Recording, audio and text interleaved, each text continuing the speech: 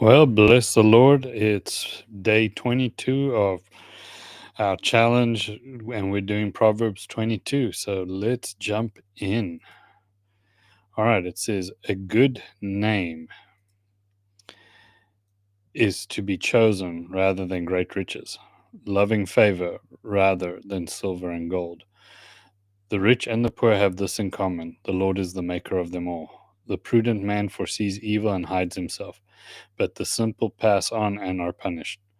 By humility and fear of the Lord are riches and honor and life. Thorns and snares are in the way of the perverse. He who guards his soul will be far from them. Train up a child in the way he should go, and when he is old, he will not depart from it. The rich rule over the poor, and the borrower is servant to the lender. He who sows iniquity will reap sorrow, and the rod of his anger will fail. He who has a generous eye will be blessed, and he who gives his bread to the for he gives his bread to the poor. Cast out the scoffer, and contention will leave. Yes, strife and reproach will cease. He who loves purity of heart and has grace on his lips, the king will be his friend. The eyes of the Lord preserve knowledge, but he who overthrows the words of the faithless, but he overthrows the words of the faithless. The lazy man says, there is a lion outside. I shall be slain in the streets. In the mouth of an immoral woman is a deep pit, and he who is abhorred by the Lord will fall there. Foolishness is bound up in the heart of a child, but the rod of correction will drive it far from him. He who oppresses the poor to increase his riches, and he who gives to the rich will surely come to poverty. Incline your ear and hear the words of the wise, and apply your heart to my knowledge. For it is a pleasant thing if you keep them within you. Let them all be fixed upon your lips, so that your trust may be in the Lord. Have instructed you today, even you? Have I not written to you excellent things of counsel and knowledge, that I may make you know the certainty of the words of truth, that you may answer the words of truth for those who send to you? Do not rob the poor because he is poor, nor oppress the afflicted at the gates, for the Lord will plead their cause and plunder the souls of those who plunder them. Make no friendship with the angry man, and with the furious man do not go, lest you learn his ways and set a snare for your soul. Do not be one of those who shakes his hand in a pledge, one of those who is surety for debts. If you have nothing with which to pay, why should you take away your bed from under you? Do not remove the ancient landmarks which your fathers have set. Do you see a man who excels at his work? He will stand before kings. He will not stand before unknown men. So much to unpack, yeah, but verse 1 a good name is to be chosen rather than great riches, and loving favor rather than silver and gold. It's important to know that your name is important. Even Jesus said, let your yes be yes and your no be no. In today's time, especially in business and in the industries, people often love to overpromise. They love to oversell things, and then what happens quickly to those companies, and that is they get a name, or that salesperson gets a name, and it's like, oh, don't do business with that guy. Word of mouth is still one of the most influential things in that. Even when you look at people who are charged of a crime and then get exonerated, but you still have what we call the court of public opinion, and their name is forever tattered. So your name, keep it clean.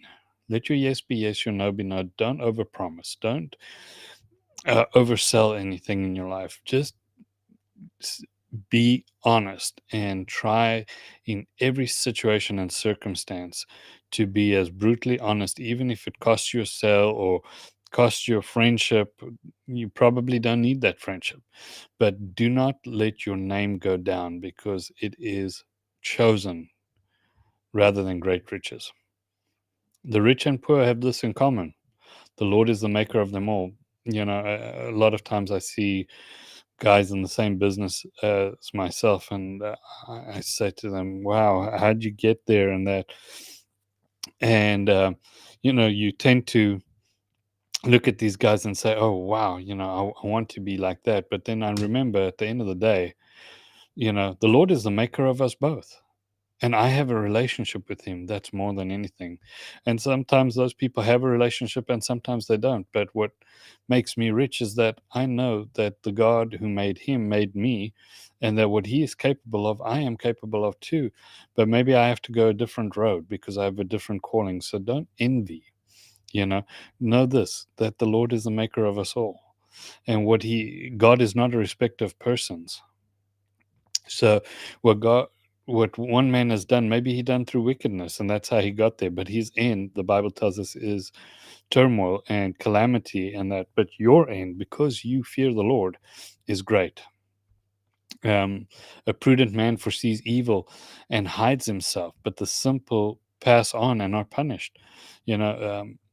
We have to, in this day and age, walk in great discernment. My daily prayer for myself is this: Lord, give me eyes to see what you see and shut my stupid mouth. Because, we tend to, you know, I tend to speak evil and so quickly and be negative and that, but the Lord is the one who creates all things, and it is best to for us to look through his eyes and speak only what he speaks for our own safety. By humility and the fear of the Lord are riches and honor and life. It says it all in that sentence there. We do not need to um, search for riches, nor honor or life. It's in humility and in the fear of the Lord. Thorns and snares are in the way of the perverse. He who guards his soul will be far from them. Guard your soul. What is your soul? Your mind, will, and emotions. Guard those three things. Do not let the enemy run away with your emotions, and do not let your will overpower the will of God, and renew your mind with the washing of the water of the word. Train up a child in the way he should go. Proverbs speaks so much about disciplining, and that we should, as parents, grandparents, take that to heart. You are not to be your children's friend. You are their parent. You have a divine responsibility for their soul. The rich rules over the poor, and the borrower is servant to the lender. It says it all there. Um, well, Darren, we live in a time where you can't get a house without a mortgage, and that's fine. That's fine.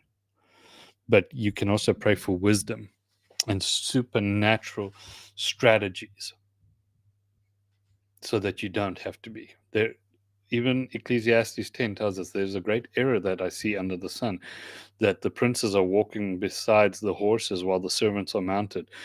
The Lord has a vested interest in taking the church and restoring it to its rightful place. But he needs a church that loves him more than everything else, that has no other God before him. And we can only serve two masters, God and Mammon. All right. So we need to start making decisions to not let the enemy and become slave to a system. And I believe, I'm speaking from my heart now prophetically, I believe God is going to unpack supernatural strategies, business opportunities for his church. If you have an ear to hear what the Spirit is saying, if you pray this prayer: Father, that you open the eyes of my understanding, that I might be enlightened with supernatural knowledge from you.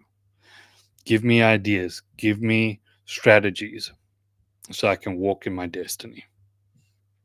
Give me ears to hear what the Spirit says, eyes to see. Let me discern. And then I'm going to preface that with this: pray for a humble heart before God, and make sure that the fear of the Lord is your covering. Okay?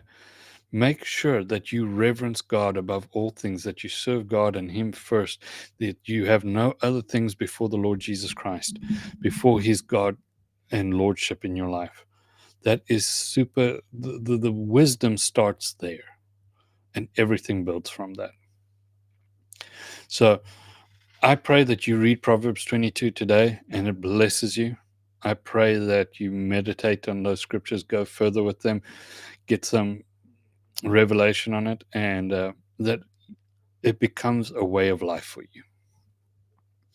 Well, bless you. I will see you tomorrow with Proverbs 23. Hey, we're almost at, the 31-day challenge, and I think, we should do it as often as we can.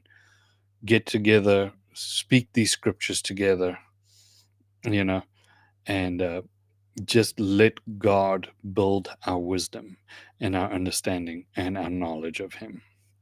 Well, God bless you. Hope you enjoyed this. I hope you will read Proverbs 22, get it deep down in your soul, meditate it. It is life. Bless you. I will see you tomorrow. God bless. Bye.